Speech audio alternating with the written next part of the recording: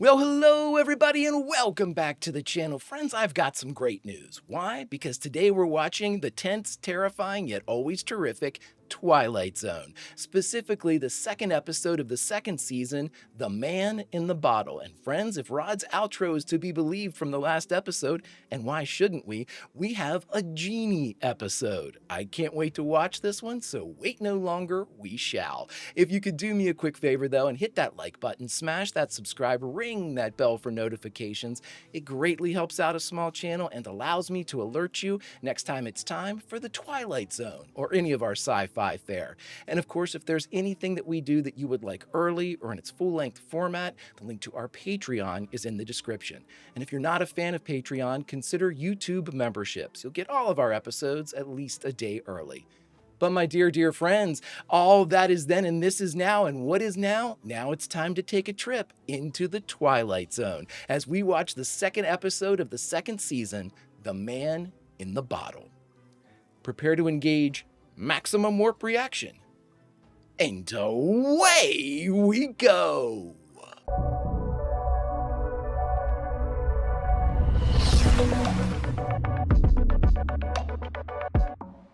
You're traveling through another dimension. A dimension not only of sight and sound, but of mind. A journey into a wondrous land of imagination. Next stop, the Twilight Zone. I don't know if I like that inflection that you're right. The Twilight Zone. Rod's kind of I like even keel Rod. I can safely say that if I've ever seen this actor, I do not remember it. What about gas and electric? What? The gas and electric bill. How many months is that? 4 months. That's one you better pay. That's one you better pay. That's one I can't pay. Oh, I wish. Hello? Can I help you? How are you, Mrs. Gumley? Oh, just fine, Mr. Castle. How have you been? Can't complain. Been having a lot of rain, haven't we? Well, quite a bit of rain for this time of the year. Really? Ah, there it is. It's good for the flowers. How's that? Oh, it looks like it's an actual pitcher. Been in my family for years and years. It's supposed to be very valuable. Hand-blown glass is what it is. Mrs. Gumley, it's just a plain old wine bottle. Do you know what it's worth? Nothing. If you could find the store where it came from, that's what they would give you for it, Mrs. Gumley. Nothing. I could let it go for $1. $1. Oh, man. Well, things have been rough here. You know, I'm so in debt myself. Oh, it's terrible.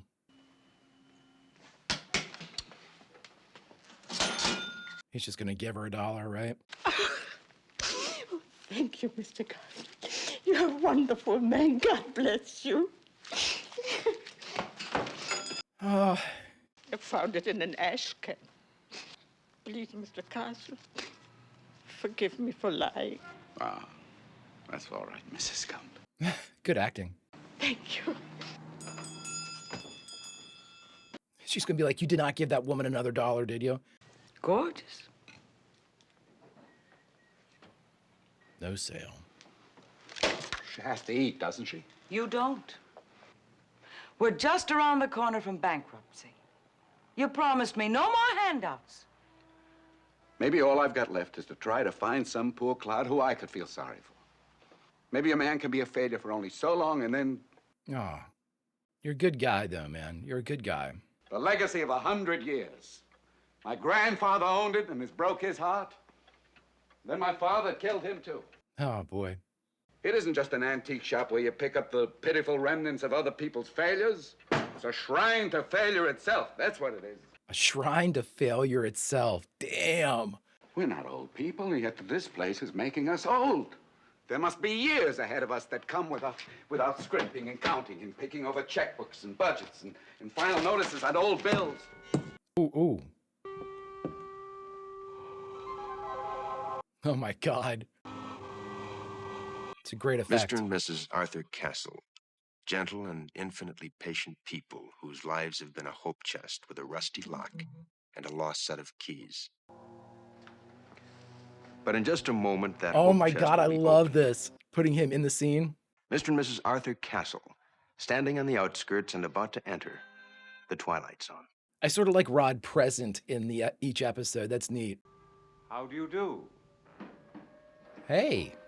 Rather than go into any lengthy generic explanation of my existence, suffice it to say that I am a genie. To the point. I can offer you 4 wishes with a guaranteed performance. What have you in mind? Arthur, what's happening to us? Now you're both seeing the same thing, so.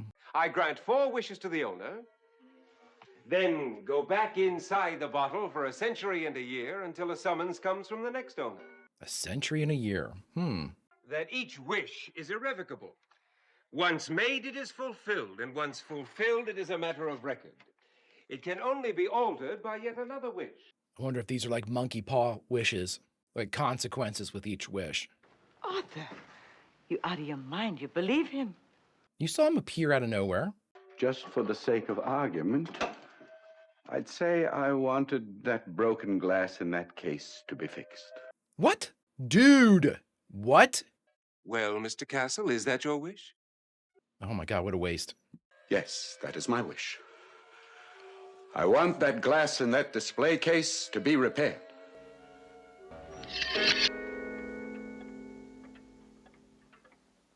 Three left. You have 3 wishes left. Let's get the money out of the way here. Anything we want. Well, think, what do we want? Nothing, Arthur. I want nothing. A new shop. Money. $100,000. $200,000. $1 million. Edna, we wouldn't have to grub anymore. We wouldn't have to sit here and waste our lives away. Arthur, no. There's something unholy about this. Oh yeah, it's definitely unholy. A beautiful house. Anything we want, Edna. No more worries for the rest of our lives. Why don't we talk more to this guy? The simplest, Mr. Castle. He's got the cigarette. How much do we want? I don't know. I don't know. Very careful how you word this. $1 million. Right Wasn't here it- on the floor in $5 and $10 bills. Oh my God, it's gonna fill the room, bro. $1 million. Ask This and you guy's shall great. receive, Mr. Castle. Like in the Monkey's Paw, when they asked for money, it ended up being, spoiler alert, it ended up being like a life insurance policy for their son who was killed, and they got the exact amount.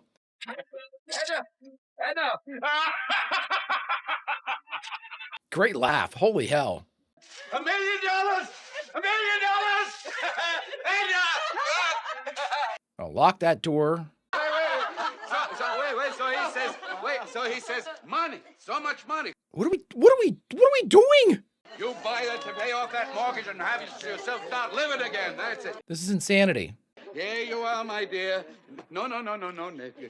You take that home with you. Here you are, Reverend. Don't you worry. You're giving it all away. What are you doing? With red wheels, remember. Here you are, my friend. No need. My card, Mr. Castle. I'm from the IRS.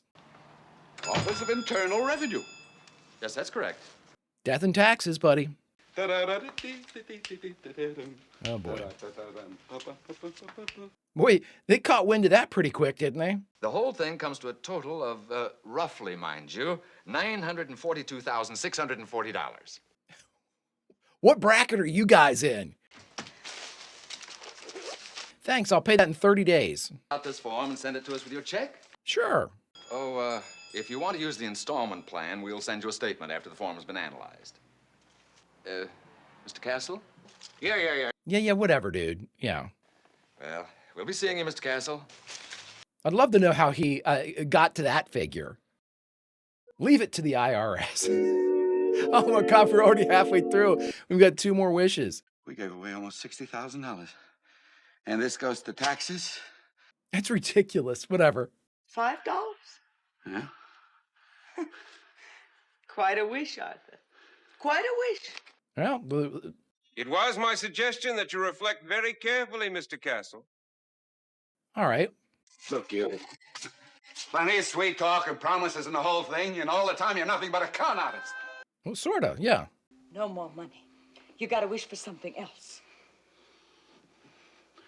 Something else. What? But Don't be in such a hurry, Arthur. Then you think of something. I'm afraid wishing for more wishes isn't permitted, Mr. Castle. right. Why do you keep losing your temper? Well, you're no help to me, that's for sure. Here we stand in this Arthur, calm down. with anything to wish for that we want. You just stay on my back and Arthur! Yeah, come on, man. You're a good guy. Don't let this destroy you. Great focus shot. Strangely enough, hard to believe though it may be, only a modicum of happiness. I like the idea of the million after taxes. What about it, Genie? What can we wish for now? What can come to us without tricks? Without tricks, I question the semantics here, Mr. Castle. He gets upset. No matter what you wish for, you must be prepared for the consequences. Oh, boy. Oh, boy. Something dead sure. Something anchored. Something airtight. Gotta be careful. I mean, anything can be manipulated. I think I got it. Make sure you got it I know right. what it is. Share it with your wife and let's look for problems. Power? Power, not to be in charge of something. The boss. To be a leader. President of a corporation, that sort of thing. He could go bankrupt. Mayor of a city. He could get voted out of office. Then what? Wait a minute, wait. King. Ruler of a whole country. That's it. What about it, Genie? I want to be the head of the country who can't be voted out of office. Do you want to be more specific than that? I want to be a king. I want to be the head of a foreign country who can't be voted out of office, but it must be a contemporary country. Contemporary. Within this century. No problems. What about consequences? I can't tell you those. Consequences, Mr. Castle? I've already told you. You run the risk of consequences no matter what you wish for. Country could go to war. There could be an uprising. Go ahead, Arthur. You wish for that. A peaceful country where the citizenry loves me. Go ahead, Genie. Take over. As you wish, Mr. Castle. Oh, boy. The last wish is going to be, I wish everything would go back to the way it was. Right? Is that what it's going to be? Oh, my God. Well, what about it, Müller? Head of a country. Jesus. I'm Hitler. I'm in a bunker. It's the end of the war. Oh, my God. What you ask for. Very quick Dear and God. very painless, mein Führer. Dear God, I did not see this one coming.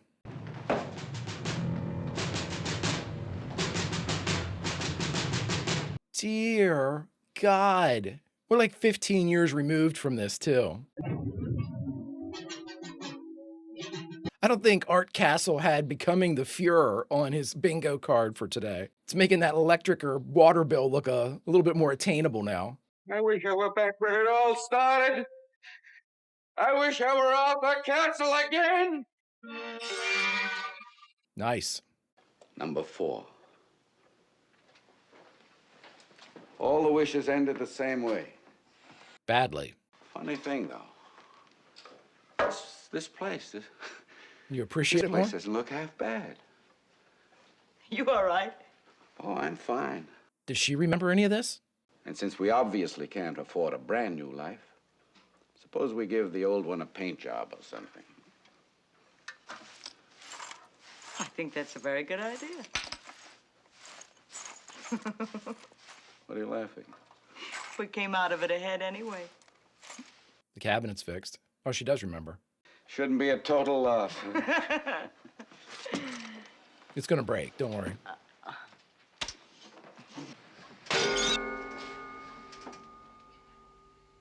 Back where it all started. That was the wish that you wanted.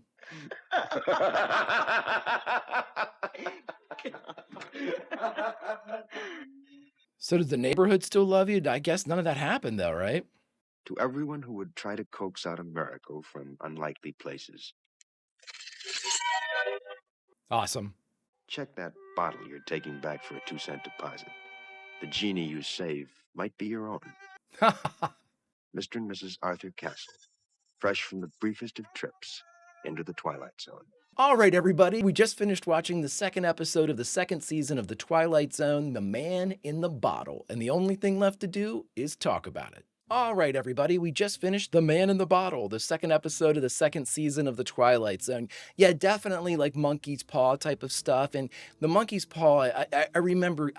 there's so many versions of that story, and like a lot of parodies, Simpson episodes and things like that, that really at this point, I've seen so many like monkey paw variants that anytime a wish is presented, again, just behind the scenes, I'm a TTRPG player as well.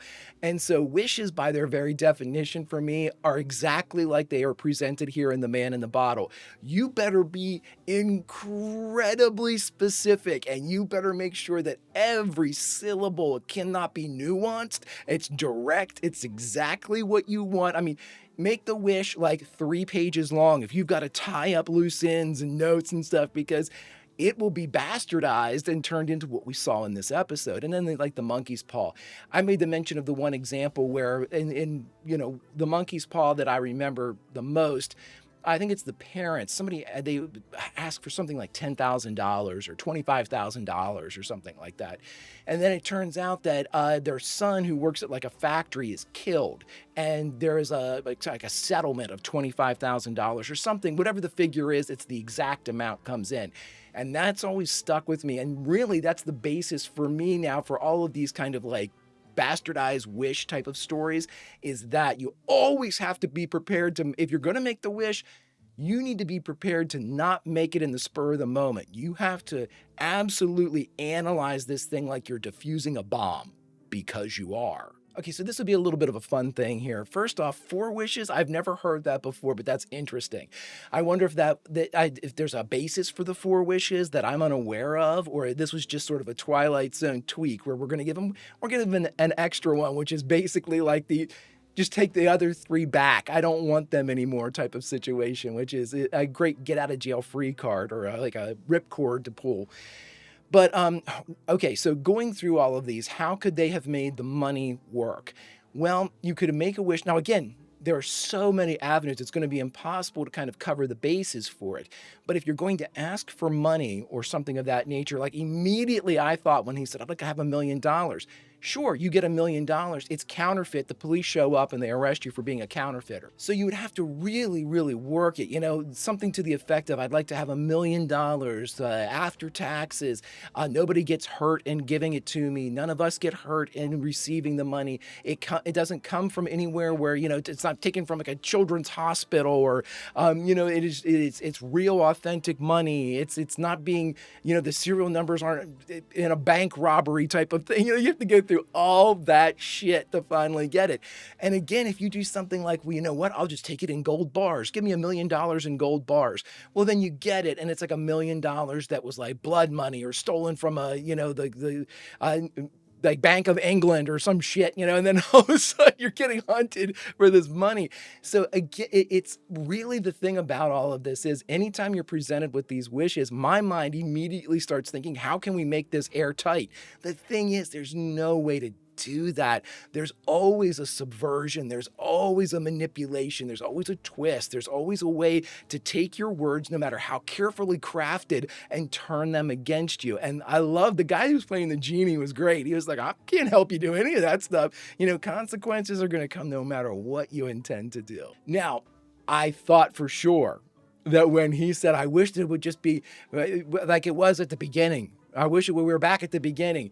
I thought he would be like all of a sudden like floating in space at like the Big Bang or some shit, if you're like, but again, you don't know. And I always think to myself that the wish giver, whether it be some type of entity, whether it's defined as a genie or some other powerful, like a demon or some type of powerful creature that's capable of doing this, I always think that more often than not, the story devolves into that wish giver ultimately feeling sorry for the wish maker and giving them like that 4th wish, that get out of jail free. Well, you know what? I could probably just clean all this up. If you want to just go back to the way things are, you still have a wish in the chamber, go ahead and pull the trigger, and no manipulations. I'll just take care of it.